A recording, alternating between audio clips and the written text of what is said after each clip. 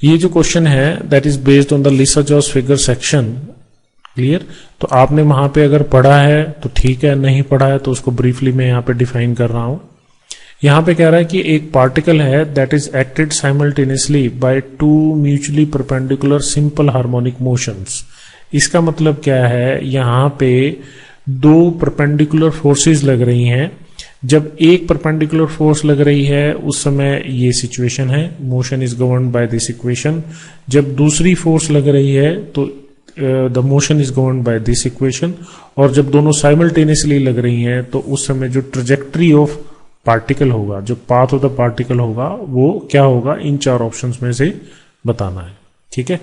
तो थ्योरी में हमने पढ़ा है कि लिसा-जॉस फिगर्स की थ्योरी में कि जब कोई दो फोर्सेस काम करेंगी, सपोज एक फोर्स F1 है, ठीक है, जब वो अकेली F1 फोर्स लगेगी तब ये सिचुएशन रहेगी। पार्टिकल की जो सिंपल हार्मोनिक सिचुएशन है उसको ये इक्वेशन डिस्क्राइब कर रही है। जब ये दूसरी फोर्स लगेगी तब इस सिचुएशन को डिस्क्राइब करेगी, पार्टिकल इस इक्वेशन को फॉलो करेगा। और जब दोनों म्यूचुअली लगेंगी, क्लियर, तो उस समय ये सिचुएशन जनरेट होगी। ठीक है?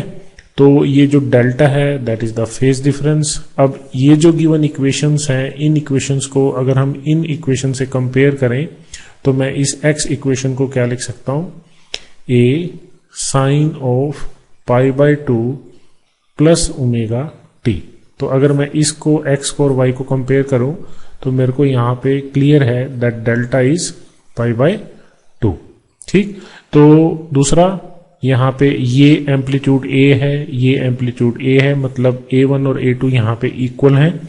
तो अगर मैं a1 a2 को a लिख दूं, x square by a square y square by a square minus 2 xy a square cos delta.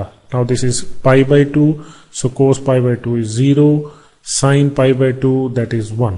Clear? तो यहां से हमको साफ दिख रहा है कि जो इक्वेशन हमारे को मिलेगी that is x square plus y square and that is equal to a square. और ये इक्वेशन किसकी है? This equation is of a circle. तो हमारी जो करेक्ट चॉइस है that is c is the correct option.